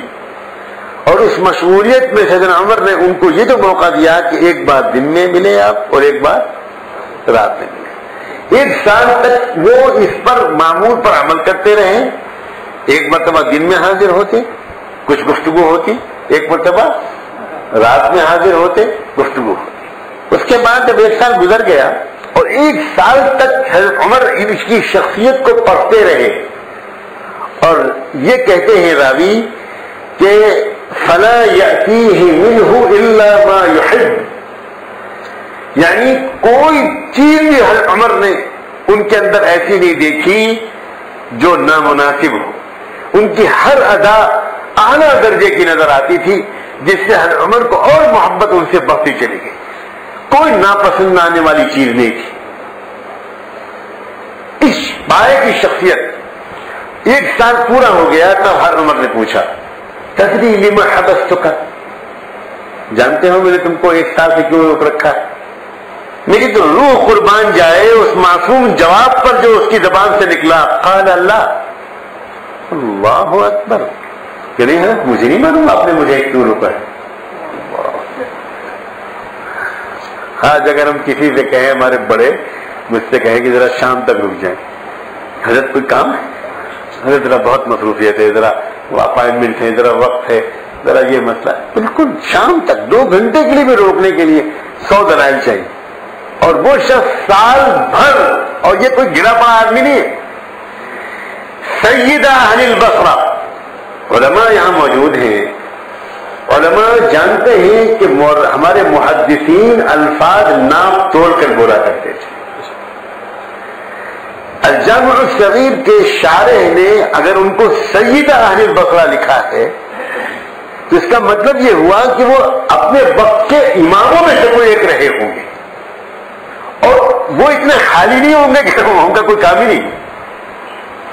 کتنی مشغولیتیں، ذمہ داریاں، مسائل، خاندان، بیوی، بچے، پتہ نہیں کیا کر رہا ہوگا، مگر کیا لوگ تھے۔ حضرت عمر نے کہا کہ رک جائیں، بہت اچھا۔ اور نہ جانے 1 سال پورا ہونے کے بعد یا 2-4 دن پہلے، روایت سے تو اندازہ ہوتا ہے کہ سال گزرنے کے بعد انہوں نے پوچھا کہ تم کو معلوم ہوا، کچھ سمجھ میں آئی بات کہ میں نے تم کو کیوں روک رکھا ہے؟ تو انہوں نے کہا کہ نہیں میں تو نہیں مانتا، مجھے نہیں مانتا۔ تب اس وقت حضرت عمر نے اللہ کے رسول صلی اللہ علیہ وسلم کی یہ حدیث نقل کی کہ سنو بھائی صاحب، جب تم میرے پاس پہلی بار آئے اور تمہاری علمی شخصیت تو تمہاری تقریر اور خطابت میں نے دیکھی تو مجھے حضور کا وہ ارشاد یاد آیا کہ سب سے زیادہ امت کو جو نقصان پہنچے گا، جو مجھے ڈر ہے، وہ ان لوگوں سے جو ہوں گے تو بہت بڑے عالم لیکن بالکل منافق ہوں گے، منافق علیم اللسان، جن کا علم ان کی زبان پر ہوگا، علیم اللسان، ان کا علم دل میں نہیں اترا ہوگا۔ اے اللہ، ان کا علم دل میں۔ سب سے جب تم مجھے ملے تو میں یہ ڈرا، اور کیا کہتے ہیں عمر، ذرا صاف گوئی دیکھیے، خشیت ان تکون منہم، تمہاری جب میں نے وہ باتیں سنی تو مجھے وہ حدیث یاد آئی اور مجھے ڈر لگا کہ احنف کہیں تم بھی ان لوگوں میں سے نہ ہو، تو میں نے تم کو اپنے پاس روکا۔ ظاہر ہے کیوں روکا کہ میرے پاس رہو گے تو سیدنا عمر کی صحبت، جن کے بارے میں حضور نے فرمایا کہ اگر میرے بعد کوئی نبی ہوتا تو عمر ہوتا، جن کے بارے میں فرمایا کہ جس طرف سے عمر نکل جاتا ہے شیطان وہ راستہ بدل دیتا ہے، تو گویا عمر نے یہ سوچ کر ان کو روکا اور کسی اور کے حوالے بھی نہیں کیا۔ اتنی علمی شخصیت تھی کہ کسی اور کے حوالے بھی نہیں کر سکتے، اور یہ سوچ کر کے میرے پاس رہو گے تو انشاءاللہ اس میں سے وہ اگر مرد ہوگا تو نکل جائے گا۔ تو خشیت ان تکون منہم، مجھے یہ ڈر ہوا تم کو دیکھ کر کہ تم کہیں ان لوگوں میں سے نہ ہو۔ اس جملے کو کوئی برا مانا انہوں نے؟ اللہ، آج کبھی کوئی ہمارا بڑا ہم سے یہ کہہ سکتا ہے؟ آج ہمارا کوئی بڑا ہم سے اس طرح کی بات مجھ سے کہہ سکتا ہے کہ سجاد میاں مجھے بہت ڈر ہے کہ کہیں تم ان منافقوں میں نہ ہو جن کے بارے میں حدیث میں آیا ہے۔ بڑے اگر ڈر بھی رہے ہیں میرے بارے میں نفاق سے تو وہ مجھ سے اس لیے نہیں کہہ رہے ہیں کہ وہ جانتے ہیں کہ مجھ میں تحمل نہیں، میں بھاگ کھڑا ہوں گا، میں برداشت نہیں کر سکتا، میں 10 فتوے دینے لگوں گا، الٹا الزام دینے لگوں گا ان بڑوں کو جو میرے متعلق اس طرح کی بات کہیں۔ مگر وہ کیا بڑے تھے اور وہ کیا چھوٹے تھے۔ سیدنا عمر نے ان سے صاحب کہا خشیت ان تکون منہم، لیکن اب سال بھر کی صحبت اور سال بھر کے معائنے کے بعد سیدنا عمر ان کو کیا سند دے کر لوٹا رہے ہیں، کہہ رہے فالحمدللہ یا احنف، فالحمدللہ یا احنف، تمام تعریف اللہ کی ہے، احنف تم ان میں سے نہیں ہو، فالحمدللہ یا احنف۔ حضرت عمر پر سلام بھیجیے کہ آگے ان کی تعریف میں کلمہ بھی نہیں کہا کہ کہیں اب نہ بگڑ جائیں، تعریف کی اس موقع پر بھی اللہ ہی کی تھی. فالحمدللہ یا احنف، یہ جملہ کہا. اس کے بعد کہا ارجو ان تکون مؤمنا، اب مجھے یہ امید ہے کہ تم ایمان والے ہو. اللہ اکبر. اتنا بڑا عالم سیدنا عمر کے ہاں 1 سال کی صحبت کے بعد ایمان والا ہونے کی سند پایا. اللہ اکبر. آخری درجے کی بات ہے یہ. میں سچ کہتا ہوں کہ کیسا گزرا ہے میرا سفر اور کیا کیفیت ہے. آپ دعا کریں، خدا کرے اللہ پاک مجھ کو اس فہرست سے آج ہی نکال دے. کیا کتنی سنگین بات ہے. ہم کتنی غلط فہمی میں ہیں اپنے بارے میں. ارجو ان تکون مؤمنا احنا، اب مجھے امید ہے کہ تم مومن. فانحدر الی مصرک، اب جاؤ اپنے شہر میں واپس جا کر کام. بس یہی ہے تصوف و سلوک، یہی ہے اللہ کے نیک بندوں کے پاس قیام، اور یہی ہے تربیت، اور یہی ہے اجازت و خلاف، اور کچھ نہیں ہے اس کے سوا. کسی نے کوئی عہدہ سمجھ لیا ہو، اعزاز سمجھ لیا ہو، اللہ اس کو اس غلط فہمی سے نکالے. بات صرف یہ ہے کہ اب چونکہ ہمارے مشائخ یہ بھی ہمت ہمارے اندر نہیں پاتے کہ ان سے ہم کہیں گے کہ یہ 3 دن کے لیے رک جاؤ تو کوئی رکنے کو تیار نہیں ہوگا، تو وہ یہ بھی نہیں کہتے بیچارے، حالانکہ ان کو پتہ ہے، یقیناً پتہ ہے. میں نے اپنے حضرت سے خود عرض کیا کہ حضرت طول صحبت کی شدید ضرورت ہے. 10 دن قیام رہتا ہے آپ کے ساتھ رمضان میں، اب جا رہے ہیں واپس، طول صحبت کی شدید ضرورت ہے. تو حضرت نے یہ بالکل نہیں فرمایا کہ نہیں ضرورت ہے، فرمایا بالکل یقیناً ضرورت ہے. اس کے بعد کچھ کلمات تسلی کے کہے، کچھ کلمات دوری کے باوجود استفادے کے طریقہ سکھانے کے کہے کہ دور بیٹھ کر کیسے فائدہ اٹھایا جاتا ہے. لیکن یہ پہلو پر ذرا غور فرمائیے کہ سیدنا عمر رضی اللہ تعالیٰ عنہ نے اتنے بڑے عالم، اتنی عظیم شخصیت، احنف بن قیس سے بڑے زبردست شخصیت گزری. ان کا تذکرہ فقہاء میں بھی ہے، قراء میں بھی ہے، محدثین میں بھی ہے، واعظین میں بھی ہے، اپنے زمانے کے بہت بڑے امام. میں تو اسی پہلو سے احنف بن قیس کی شخصیت سے اس سے پہلے واقف تھا. بار بار حدیث میں ان کی سند میں ان کا نام آتا ہے، بار بار محدثین کے ان کا تذکرہ ہوتا ہے، بار بار کبار تابعین میں ان کا تذکرہ ہوتا ہے. چوٹی کے ائمہ تابعین میں احنف بن قیس مشہور ہیں. اور یہ بات کہ احنف بن قیس سے گفتگو کر کے سیدنا عمر نے اس حدیث کو یاد کیا، اور یہ جملہ کہ انی خشیت ان تکون منہم، کہ مجھے تو یہ ڈر لگا کہ کہیں تم ان میں سے نہ ہو، اور روک لیا اپنے پاس اور رک بھی گئے ہو. حکیم الامت حضرت مولانا اشرف علی تھانوی رضی اللہ مرقدہ وقدس اللہ سرہ کے اجل خلفاء میں مصلح الامت حضرت مولانا شاہ وصی اللہ صاحب صلی اللہ علیہ، اللہ تعالیٰ ان کے درجات کو بہت بلند فرمائے اور ان کے فیض اور خیر سے ہم سب کو محروم نہ فرمائے. انہوں نے یہ واقعہ اپنے ایک مضمون میں نقل کیا، اور اس میں انہوں نے ایک جملہ لکھا. میں وہ جملہ پڑھ کے سناتا ہوں، نقل کر کے لایا ہوں آپ حضرات کے لیے. انہی کا جملہ ہے. لکھتے ہیں میں اپنے دیرینہ اور مسلسل تجربے کے بعد، غور سے سن رہے ہیں، میں اپنے دیرینہ اور مسلسل تجربے کے بعد دیانتاً عرض کرتا ہوں، اور مجھ سے اس قول پر انشاءاللہ باز پرس نہ ہوگی کہ اس وقت تقریباً سب ہی لوگ، کیا خواص اور کیا عوام، الا ماشاء اللہ مرض نفاق میں مبتلا ہے. اللہ، لوگوں قسم کھا کے کہہ سکتا ہوں کہ یہ اللہ والے جھوٹ نہیں بولا کرتے تھے، یہ اللہ والے مبالغہ نہیں کیا کرتے تھے. اور جیسے ڈاکٹر اور حکیم کی تشخیص پر ہم کو بھروسہ ہوتا ہے، اسی طرح ان اللہ والوں کی تشخیص پر بھی بھروسہ ہونا چاہیے. پھر دہراتا ہوں، لکھتے میں اپنے دیرینہ اور مسلسل تجربے کے بعد دیانتاً عرض کرتا ہوں، اور مجھ سے اس قول پر انشاءاللہ باز پرس نہ ہوگی کہ اس وقت تقریباً سبھی لوگ، کیا خواص اور کیا عوام، الا ماشاءاللہ مرض نفاق میں مبتلا ہے. تو گویا ہم سب کی بیماری کی تشخیص ہوگی. بالکل یہی صورتحال ہے. تسلیم کرنا چاہیے ہم کو سر جھکا کر کہ ہمارے اصل مسئلہ مرض نفاق کا ہے. ہم جو دیکھنے میں نظر آ رہے ہیں وہ اندر سے نہیں ہے. آگے لکھا ہے لوگوں کا ظاہر کچھ ہے اور باطن کچھ اور. زبان کے بہت اچھے اور دل کے بہت ہی برے. بہت ہی برے. یہ باتیں ہم میں سے کسی کو مایوس نہ کرتی. سب سے پہلی بات عرض کرتا ہوں آپ سب کے اوپر ان باتوں کا جو اثر پڑتا ہوا نظر آ رہا ہے, جو ایک بتا رہا ہے کہ یہ ایک بے چینی پیدا کر رہا ہے, ایک ڈر اور خوف پیدا کر رہا ہے کہ بات تو بالکل صحیح ہے. کسی اور کے بارے میں صحیح ہو یا نہ ہو, ہر آدمی اپنے بارے میں تو کہہ سکتا ہے کہ میرے بارے میں صحیح, باقی کسی کے بارے میں نہیں ہو وہ مجھ سے مطلب نہیں. آخر کیا کیا جائے؟ کیا مایوس ہو جائیں ہم لوگ؟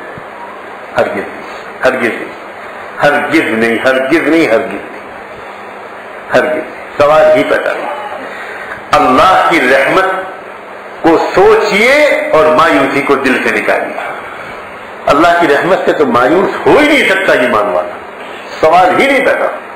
اصل میں ہم نے اللہ کی رحمت کو اپنی طرف کھینچا نہیں ہے, ہم نے ٹھیک سے اپنے علاج کی فکر نہیں کی ہے, بس اس لیے ہمارے اندر یہ بیماری پلتی چلی آ رہی. ورنہ جہاں علاج کی فکر ہوئی اور جہاں بندے نے سچے دل سے توبہ کی اور اپنی فکر اس کے اوپر تھوڑے دن کے لیے ایسی حاوی ہو جائے کہ اس کو دنیا اور معافیہ کسی اور کی فکر ہی نہ رہے, بس پہلے اپنی فکر ایسی حاوی ہو جائے اور اس کے بعد وہ علاج تلاش کرے. کیا علاج ہے؟ ظاہر ہے کہ ان جیسے جن اللہ کے بندوں نے اس طرح کا یہ مرض کی تشخیص کی ہے, علاج بھی وہی بتائیں گے, علاج بھی وہی کریں گے. تشخیص کوئی اور کرے اور علاج کوئی اور کرے, یہ تو نہیں ہوا کرتا. چنانچہ آگے چل کر حضرت نے لکھا ہے اسی مضمون, عجیب و غریب مضمون ہے پر لکھا ہے آگے, اس کو مکمل کیا ہے کہ ہر مرض کی دوا صلی علی محمد. یعنی مسئلہ ہے ایک ہی, وہ یہ کہ اپنی اصلاح کی فکر لے کر کسی ایسے سے چمٹو جس کو تم سے پہلے ان چیزوں کی اصلاح کی فکر ہو گئی ہو اور وہ پہلے سے اس میں لگ گیا ہو, ایک عمر گزاری ہو, اور اس کو بھی کسی کہنے والے نے حضرت عمر کی طرح کہہ کر روانہ کیا ہو کہ بھئی امید ہے اب تم بچ جاؤ گے, جاؤ جاؤ جاؤ, جا کر اللہ کے بندوں کو توبہ کرو اور کراؤ. ایسے کسی سے چمٹو, اس کے بغیر اکیلے اکیلے رہنے سے کام نہیں چلے گا, نہیں چلے گا. اللہ تعالی ہماری اور آپ کی یہاں کی حاضری کو آج توبہ والی حاضری بنا دے. سچے دل سے, تڑپتے دل سے آج ہم توبہ کریں اور اپنی سستی اور کاہلی اور اپنے ٹال مٹور اور اپنے بارے میں خوش فہمیوں سے اللہ سے معافی مانگیں اور ذی الحجہ کی مقبول دعاؤں کا واسطہ دے کر, اس مبارک مہینے کی مبارک لمحوں کا واسطہ دے کر, اور جو وہاں آپ اللہ تعالیٰ سے دعائیں مانگ رہے ہیں ان احرام باندھے ہوئے سر بکفن وہ جو مجنو اللہ کے عاشق و دیوانے, عجیب منظر ہوتا ہے حج میں. میں پھر دہراتا ہوں اس بات کو, بات ختم کرنے کا دل نہیں چاہتا اس موضوع کو. جیسے انگارے ہوتے ہیں نا, کہ اگر ٹھنڈے انگاروں کو دہکتے ہوئے انگاروں پر, بجھے ہوئے انگاروں کو دہکتے ہوئے انگاروں پر اگر رکھ دیا جاتا ہے ان کے آس پاس, تو ان کے اندر بھی گرمی اور آگ آ جاتی ہے. ایسا معلوم ہوتا ہے کہ اللہ تعالیٰ حرمین شریفین میں کچھ جگہ اللہ نے ایسی بنائی ہے, مکہ مکرمہ اور مدینہ منورہ, کہ ساری دنیا سے اللہ تعالیٰ اپنے ولیوں کو, نیک بندوں کو, عاشقوں کو, اصلی محبت کرنے والوں کو وہاں بلا کر جمع کر دیتا ہے. اب یہ دہکتے ہوئے انگارے ہیں, اللہ تعالیٰ کہتا ہے کہ میں نے دہکتے ہوئے انگارے یہاں جمع کر دیے, تم اپنے بجھے ہوئے انگاروں کو لے کر آؤ اور یہاں ان کے پاس اٹھو بیٹھو, ان کے بیان میں شریک ہو, دعا میں شریک ہو, ان کے ساتھ ثواب کرو, ڈھونڈو ان کو یہاں, اور ان کے ساتھ رہو گے تو تمہارا بھی انگارہ کچھ گرمی پالے گا. تو وہ لوگ واقعی بڑا اچھا حج کر کے لوٹتے ہیں بڑا اچھا عمرہ کر کے لوٹتے ہیں، جو لوگ وہاں پر تلاش کر لیتے ہیں کسی دہکتے ہوئے انگارے کو. بہت فرق ہوتا ہے ان کے حج میں اور ان کے حج میں جو بغیر اس تلاش کے اور بغیر اس جستجو کے ایسے ہی ایک طرح سے کچھ احکام پورے کر کے چلے آتے ہیں. تو اصل میں حج کی روح بھی تو دراصل نیکوں کی صحبت اور کثرت ذکر ہے. حج کو جو یہ درجہ ملا، حج کو جو یہ مقام ملا کہ جو مقام کسی اور عمل کو نہ ملا، اس طرح واپس آؤ گے جیسے کہ آج ہی اپنی ماں کے پیٹ سے پیدا ہوئے. یہ مقام کسی اور عبادت کو ملا کیوں؟ آخر اس کی وجہ یہی ہے کہ اس میں دو چیزیں جمع ہیں. ایک تو صحبت صالحین، جب آپ طواف کر رہے ہوں گے اس میں کوئی ایک نہ ایک دیوانہ اس مجمع میں ہوگا ضرور. جب آپ عرفات میں ہوں گے کوئی نہ کوئی ہے، بلکہ ہزاروں ہوں گے. جب آپ مینا میں ہیں، جب آپ حرم میں بیٹھے ہوئے ہیں، جب آپ روزے اثر کی جالیوں کے سامنے کھڑے ہو کر ندامت کے آنسو بہا رہے ہیں، کوئی نہ کوئی ہوتا ہے. واقعی عجیب معاملہ ہے. اور یہ جستجو سے آدمی جائے اگر تو اس کو اتنے ملتے ہیں کہ ہر حرم میں داخلے کے وقت میں کوئی نیا اللہ کا ولی ملتا ہے، واللہ میں سچ کر، اور وہ اپنی گٹری بھر لیتا ہے. ہمارے یہاں مشرقی یوپی میں ایک شہر ہے گورکھپور، اس میں شخصیت ہوا کرتے تھے حضرت مولانا افتخار صاحب رحمۃ اللہ علیہ. انہی حضرت شاہ وسیع اللہ صاحب رحمۃ اللہ علیہ کے مجاز صحبت، انتہائی گمنامی کے حالت میں زندگی گزاری، اور اسی کا یہ اثر ہوا کہ بہت سے لوگوں کی طرح یہ عاجز بھی ان سے بہت زمانے تک بالکل واقف ہی نہیں ہوا، کبھی نام بھی نہیں سنا. ایک مرتبہ حضرت والد ماجد رحمۃ اللہ علیہ کی خدمت میں وہ حاضر ہوئے، وہ تشریف لایا ہے جب وہ حج کرنے جا رہے تھے. میں چھٹیوں میں اس وقت مدینہ منورہ میں زیر تعلیم تھا، چھٹیوں میں آیا ہوا تھا، تو دروازے پر دستک ہوئی، میں باہر نکلا وہیں لکھنؤ میں اپنے مکان پر، تو دیکھا کہ ایک بوڑھے صاحب مسکین سے بڑے منکسر مزاج غریب سے آدمی کھڑے ہیں، سر جھکائے، سلام کیا، وعلیکم السلام. کہنے لگے کہ اگر ملاقات آسانی سے حضرت سے ہو سکے، صرف مصافحہ اور زیارت کرنا چاہتا ہوں، تکلیف بالکل مت دیں، زحمت میں بالکل مت ڈالیں، اگر بآسانی ممکن ہو تو یہ عرض کر دیں کہ گورکھپور سے افتخار حاضر ہوا ہے. ان کے بات کرنے کے انداز سے سمجھا کہ بھئی یہ تو کوئی خاص شخصیت معلوم ہوتے ہیں. تو میں نے ان سے کہا آپ تشریف رکھیں باہری کمرے میں، میں اندر اطلاع کرتا ہوں. اندر جا کے کہا میں نے والد صاحب سے کہ کوئی صاحب ہیں گورکھپور سے کہہ رہے ہیں کہ افتخار کہہ دیں افتخار حاضر ہوا. اللہ اکبر. اب حضرت والد صاحب کا جو حال ہوا، بالکل معذور تھے، بالکل معذوری کے دور تھا ہمارے حضرت والد صاحب کی. فرمایا مجھے اٹھاؤ جلدی بٹھاؤ. اب ہم لوگ دو آدمی مل کے جلدی سے بٹھایا، کہا کہ میرا امامہ رکھو، ادھر لاؤ.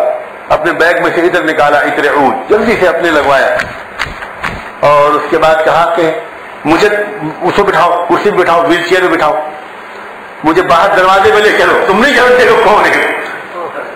میں کام گیا، میں نے کہا آپ مت تشریف لے چلیے، میں ان کو لے کے آتا ہوں، بڑے ادب سے لے کے آؤں گا. آپ کہنے نہیں مجھے لے چلو. یا اللہ کیا ہو گیا. میں نے بٹھایا، اب ادھر ان کو لے کے چلا، ادھر ان کو آہٹ ہوئی کہ حضرت تشریف لا رہے ہیں. وہ نکلے وہاں سے چپل جوتے چھوڑ کر ننگے پیر دیوانوں کی طرح بھاگتے ہوئے، اور جس طرح لپٹے ہیں دونوں ایک دوسرے سے، میں اس کا انداز نہیں آپ کو بتاتا. یہ ان کو چوم رہے ہیں، ان کی داڑھی چوم رہے ہیں، ان کا ہاتھ چوم رہے ہیں، ان کی پیشانی چوم رہے ہیں، ان کی آنکھیں چوم رہے ہیں. عجیب کیا اللہ کیا معاملہ ہے، یہ کون شخصیت ہے. آ کر اندر بیٹھے، بس کیا بتاؤں وہ دونوں کیسی ملاقات تھی، ایسی بس کیا عجیب کیفیت تھی دونوں طرف سے. کچھ دیر کے بعد دونوں نے اپنے آپ کو قابو میں کیا. حضرت والد صاحب نے پھر جو بہت میں سمجھ گیا، تو ہم لوگوں کو کچھ اشارے تھے، تو بہت ہی خصوصی قسم کی جب حضرت والد صاحب تقریب کرتے تھے کسی مہمان کی، تو ایک کھجور میں لایا کرتا تھا مدینہ منورہ کے اس باغ کی جو سیدنا صدیق اکبر کا باغ تھا. تو میں اس باغ کی کچھ خاص کھجوریں لایا کرتا تھا جو حضرت والد صاحب بہت ہی خاص مہمانوں کو کھلایا کرتے تھے. جس باغ میں سیدنا صدیق اکبر اس وقت بیٹھے ہوئے تھے جس جگہ پر حضور پاک صلی اللہ علیہ وسلم کی وفات کی خبر ان کو ملی، تو وہ باغ مدینہ منورہ میں محفوظ تھا، کسی کو پتہ نہیں ہے اس کا. تو اللہ تعالیٰ کا شکل تھی کہ میرے ایک استاد تھے حدیث کے موقع امام مالک، میں نے ان سے 3 بار پوری پڑھی. مدینہ کے چیف جسٹس تھے شیخ عطیہ محمد سالم، اللہ ان کے درجے بہت بلند فرمائے، بڑی صاحب علم و تقوی شخصیت تھی. روزانہ مدینہ کی کورٹ میں عدالت میں جب بیٹھنے جاتے تھے تو پہلے مسجد نبوی حاضر ہوتے، 2 رکعت نماز پڑھتے ہیں، حضور کو صلاۃ و سلام عرض کرتے اور عدل و انصاف کی توفیق کی اللہ سے دعا کرتے، اس کے بعد وہ عدالت میں جاتے تھے. میں نے عرب علماء میں ایسے صاحب تقوی اور صاحب ذکر اور ایسے عظیم محدث و فقیہ لوگ جو پائے ان میں سے ایک وہ پائے، اور مجھ پر وہ بہت شفیق تھے. مجھے اپنا روحانی بیٹا کہتے، مجھے اپنی کتابیں انہوں نے دی 2-3 تو اس پر لکھا الی ولد الروحی، میرا روحانی بیٹا. تو انہوں نے اس باغ کا لے گئے تھے مجھ کو خود، اور وہ کھجوریں حضرت بھائی صاحب نے نکلوائی، اشارہ کیا، میں لے کے آیا، زمزم پلایا، عطر لگایا، چائے پلائی. جب رخصت ہونے لگے تو حضرت بھائی صاحب نے اصرار کیا کہ میں دروازے تک رخصت کروں گا. تو مجھے خوب یاد ہے کہ وہ نیچے زمین میں بیٹھ کے حضرت بھائی صاحب کے پیر پکڑ لیے انہوں نے. کہا حضرت آپ کے غلاموں کا غلام بھی تو بننے کے لائق نہیں ہوں، آپ کیا معاملہ کر رہے ہیں، صرف میرے لیے دعا کر دیجیے. اور یہ کہتے بہت دیر تک روتے رہے. حج کے ارادے سے نکلا ہوں، اللہ تعالیٰ وہاں پہنچا دے اور مجھے گناہوں سے بچا لے، اور اللہ تعالیٰ اچھا اور مقبول حج نصیب کر رہے، اس دعا کی درخواست کے لیے آیا ہوں. خیر نکلے، رخصت ہوئے، باہر گئے. تو میں ان کے ساتھ ساتھ اب ان کے قیامگاہ تک پہنچانے کے لیے ان کو گیا جہاں وہ لکھنؤ میں ٹھہرے ہوئے تھے. تو پہلے تو گلی میں ایک تماشا دیکھا ہمارے گھر کے باہر کہ انہوں نے اپنے ساتھ جو 2-3-4 لوگ تھے ان کو یہ کہا کہ تم لوگ سب صدقہ شکر نکالو، تم لوگ سب نماز شکر پڑھنا. تم کو پتہ نہیں ہے کہ تم نے اللہ کے کتنے بڑے بندے کو دیکھا ہے، ابھی تم کو نہیں معلوم، تم نہیں جانتے. پوچھا کیونکہ حضرت شاہ وصی اللہ صاحب کو جن لوگوں نے دیکھا ہے، کچھ لوگ یہاں ایسے ضرور ہوں گے جنہوں نے حضرت شاہ صاحب کو دیکھا ہوگا، تو ان کے جذب کی جو رنگ تھا، ان کی جو کیفیت تھی ایک عجیب طرح کی، وہ منتقل ہوئی تھی حضرت مولانا افتخار صاحب. یہ تو حضرت والد صاحب نے مجھے بعد میں بتایا کہ حضرت شاہ وصی اللہ صاحب کا جو جذب کا رنگ تھا وہ سب سے زیادہ ان کے خلفاء میں منتقل حضرت مولانا افتخار صاحب نے. تو میں نے وہ جذب کا رنگ ان کا اس گلی میں دیکھا، وہیں اپنے گھر کے دروازے پر. اپنے ساتھیوں سے کہنے لگے تم نہیں جانتے، تم نہیں جانتے، تم بالکل نہیں جانتے، تم میں سے کوئی نہیں جانتا، کوئی نہیں جانتا، کوئی نہیں جانتا کہ تم کس شخصیت سے مل کے آئے ہو. اللہ جانے اس کے بعد انہوں نے کیا القاب کہے. میں وہ ڈر کے مارے اس لیے نہیں بول رہا ہوں کہ کہیں آپ میں سے کسی کے دل میں کوئی شبہ نہ آ جائے. ایسے انہوں نے القاب کہے حضرت والد صاحب کی شان میں کہ اور شکر ادا کرنا، صدقہ شکر ادا کرنا اور نماز شکر پڑھنا. میں بھی نیت کرتا ہوں، جیب سے روپے نکالے، ہاتھ میں لے لیے، میں بھی صدقہ کروں، ابھی جا کے صدقہ کروں. یا اللہ کیا شخصیت ہے یہ، ہم کیوں محروم رہے ان سے استفادے سے. پھر میں ان کے ساتھ پہنچانے گیا اور پھر ان کے مدینہ منورہ کے کب تشریف لا رہے ہیں، کہاں ٹھہریں گے، سب معلوم کیا. اب میں سنانا آپ کو صرف یہ چاہ رہا تھا 2 باتیں. ابھی میں ایک بات بتا دوں. اب جب میں ان کو پہنچا کے گھر واپس آیا تو یہاں حضرت والد صاحب ان آنے کو اپنے انتظار میں بیٹھا پایا، حالانکہ تقریباً 1 گھنٹہ ہو چکا تھا. حیران رہ گئے. میں نے ان کے خادم مولوی ارشاد صاحب سے قدر ناراضگی سے کہا کہ مولوی ارشاد صاحب آپ نے لٹایا نہیں، چلے نہیں لیٹنے میں تیاری ہے، آپ کا انتظار کر رہے ہیں. کیا بات ہو گئی، تکیے لگائے ہوئے کمزوری معذوری کے باوجود میرا انتظار کر رہے. مجھے بلایا یہاں، کہنے لگے ابھی فوراً سب کا شکر نکالنا، تم اپنی بیوی کی طرف سے بھی، اپنے طرف سے بھی، اپنے بچوں کی طرف سے بھی. تمہیں نہیں معلوم کہ کون اللہ کا بندہ اس گھر میں آیا، اس کمرے میں آیا. یہ ہوتے ہیں اللہ کے نیک بندوں کی ایک دوسرے کی قدر، دوسرے کی محبت. اب اس نیک بندے کا حال میں آپ کو سنانا چاہ رہا ہوں. یہ سب تمہید تھی. جب مدینہ منورہ کو پہنچے تو میں ان کے ساتھ ساتھ ان کے پیچھے پیچھے کسی طرح ان کی جوتی اٹھا کر کسی طرح حرم میں جانے کی کوشش کرتا تھا. آپ کو میں کیا بتاؤں، دنیا میں کوئی مجرم تصور کیجئے جس نے ہزاروں قتل کیے ہوں، پاؤں میں بیڑیاں پڑی ہوں، ہاتھ میں ہتکڑیاں ہوں، سزائے موت سنائی جا چکی ہو، اور وہ مجرم کو اگر کہا جائے کہ بھائی اس وقت دربار میں چلے جاؤ، بہت اچھا موڈ ہے، شاید معاف کر دیا جائے، تو وہ مجرم جس طرح چلتا ہوگا اس طرح میں نے حضرت مولانا افتخار صاحب کو مسجد نبوی میں حضور کے روضے کی طرف چلتا ہوا دیکھا. دو قدم آگے بڑھتے تھے، اس کے بعد کانپتے لگے، باقاعدہ کانپتے لگے، تھامنا پڑتا تھا، پکڑنا پڑتا تھا، بہت دیر تک استغفار پڑھتے تھے، بالکل تھک کر کانپتے تھے، عجیب کیفیت ہوتی تھی. اس کے بعد کچھ دیر تسلی ہوتی تھی، کچھ تھامتے تھے، درود شریف پڑھتے تھے، پھر آگے بڑھتے، پھر 4 قدم آگے بڑھے، 6 قدم آگے بڑھے. یعنی اس زمانے کا حرم شریف توسیع سے پہلے کا باب المجیدی سے لے کر روضہ اسد تک پہنچنے میں مشکل سے 6-7 منٹ لگتے تھے. وہ باب المجیدی سے روضہ اسد تک کبھی 1 گھنٹے میں پہنچتے تھے، کبھی 1.5 گھنٹے میں پہنچتے. بس یہی ان کو ہمت نہیں ہوتی تھی کہ میں حضور کے سامنے کیا منہ لے کر جاؤں، کیسے جاؤں، کیا کیا ہے میں نے. وہ شخص جو قطب الافطار ہے اور جو اپنے وقت کا پتہ نہیں کس درجے کا ولی ہے، اور وہ جس کو دیکھ کر اللہ کا ایک نیک بندہ اس خوشی کا اظہار کر رہا ہے، سب کا شکر ادا کر رہا ہے، اور اپنے بچوں سے کہہ رہا ہے سب کا شکر ادا کرو، وہ شخص اپنے آپ کو روضہ اسد کے سامنے کھڑا کرنے کا اہل نہیں سمجھ رہا. یہ ہے ایمان کی حقیقت، یہ ہے تقویٰ، یہ ہے محبت رسول. اے اللہ آج ہم کو کوئی ذرہ اس کا نصیب فرما دے، آج کوئی ذرہ ہم کو نصیب فرما دے، اور اتنی بے چینی عطا فرما دے کہ جب تک یہ کچھ مل نہ جائے چین سے نہ بیٹھے. بہت ٹال مٹول ہو گئی ہے، بہت ٹال مٹول.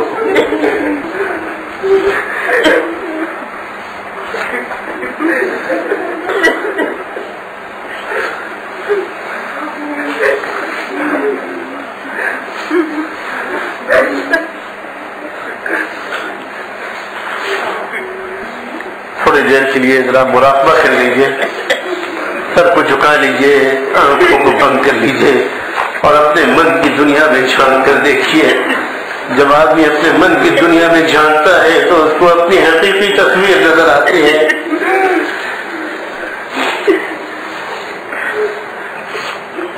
تصور کیجیے کہ اللہ کی رحمت آ رہی ہے، میرے دل میں فرما رہی ہے، اور میرے دل کا نفاق اور تمام ظلمتیں دھل رہی ہیں.